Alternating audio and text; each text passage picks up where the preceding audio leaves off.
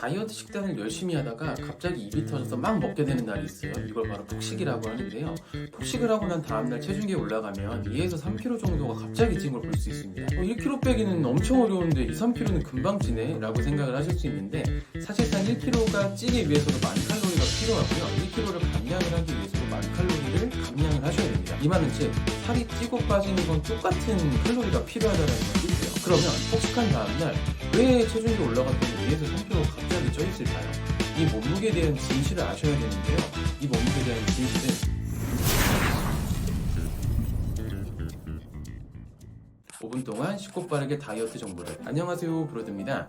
오늘은 폭식한 다음날 어떻게 대처를 해야 이 폭식이 없던 일이 되는지에 대해서 생리학적으로 3가지 행동 요령을 알려드리도록 하겠습니다. 일단 우리가 밥을 먹게 되면 포도당이란 에너지가 내 몸에 들어오게 되고, 그 포도당은 글리코겐 형태로 간과 근육에 저장이 되게 됩니다. 글리코겐 형태로 저장이 된 탄수화물 에너지는요, 글리코겐 1g당 수분 3g을 포함을 하고 있어요. 식단을 열심히 하다가 탄수화물을 많이 먹게 됐다라고 한다면요, 글리코겐이 내 몸에 많이 저장이 되어 있고, 그 말은 즉슨 수분도 많이 저장이 되어 있다는 걸 뜻해요. 폭식한 다음날 붓고 몸무게가 올라간 이유는요, 내 몸에 수분이 많이 껴있기 때문입니다. 글리코겐 에너지가 체지방으로 전환이 되는 데는 시간이 더 걸립니다. 먹자마자 바로 체지방으로 축적이 되는 게 아니에요. 내가 많이 먹은 글리코겐 양을 얼마나 빠르게 소모할 수 있는지에 대해서만 정확하게 인지를 하고 계신다라고 한다면요, 그 전날 먹었던 폭식이 없던 일이 될 수도 있다라는 겁니다. 글리코겐 저장량과 기관은 한정되어 있습니다. 빠르게 글리코겐을 소모하지 않거나 계속 먹게 되면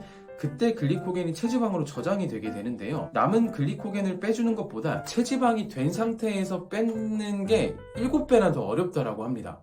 체지방으로 전환되기 전에 글리코겐을 소모를 빠르게 해줄 필요가 있습니다. 여러분들의 궁금증은 그럼 그 다음날 어떻게 해야 이 글리코겐 에너지를 빠르게 소모를 해서 폭식이 없던 일이 될 수 있는지에 대해서 궁금하실 텐데, 3가지 행동 요령을 생리학적으로 알려드리도록 하겠습니다.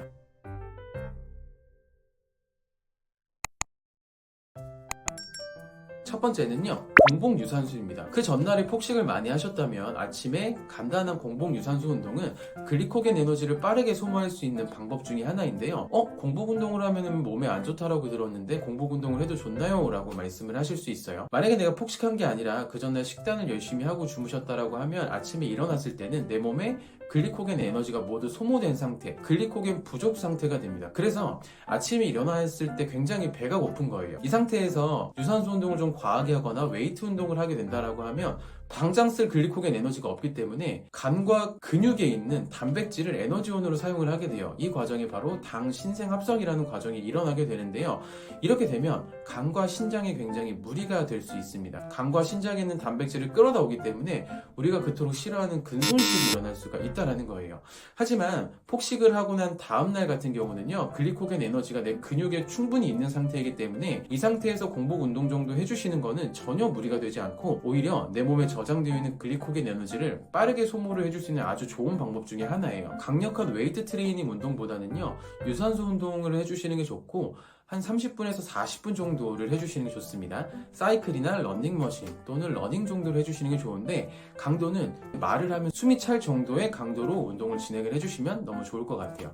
두 번째는 첫 끼 먹는 식단은 건강한 식단을 해주시는 게 좋아요. 내가 공복을 좀 유지하고 운동도 했는데 첫 끼를 좀 자극적인 음식을 드신다라고 하면은 식욕 스위치가 다시 켜지면서 그날도 폭식으로 이어질 수가 있습니다. 그렇기 때문에 첫 끼를 드실 때는 샐러드를 드시는 것도 좋지만 샐러드보다는요, 탄수화물, 단백질, 지방이 골고루 갖춰져 있는 건강식 또는 다이어트 식단을 해주시는 게 좋습니다. 고구마나 샐러드, 닭가슴살, 아보카도, 아몬드 이렇게 드셔주시는 것도 좋고, 아니면 내가 이렇게 식단을 챙기기 어렵다라고 하시면 건강식 위주로 일반식을 드셔주셔도 되는데, 일반식을 드신다라고 하면은 이렇게 김밥을 드신다라거나 컵라면 이렇게 생각을 하시는 분들이 계시는데, 김밥이랑 컵라면 같은 경우는 탄수화물, 단백질이 골고루 들어가 있는 식품이 아니라 탄수화물이 과하게 들어가 있는 식품이기 때문에 삼가해 주시는 게 좋습니다. 마지막 3번째는요, 하체 운동을 해주기입니다. 내가 전날에 폭식을 했다고 죄책감 때문에 헬스장에 가셔가지고 한 2-3시간 동안 이렇게 영화 보시면서 저강도로 유산소 운동을 하시는 분들이 굉장히 많습니다.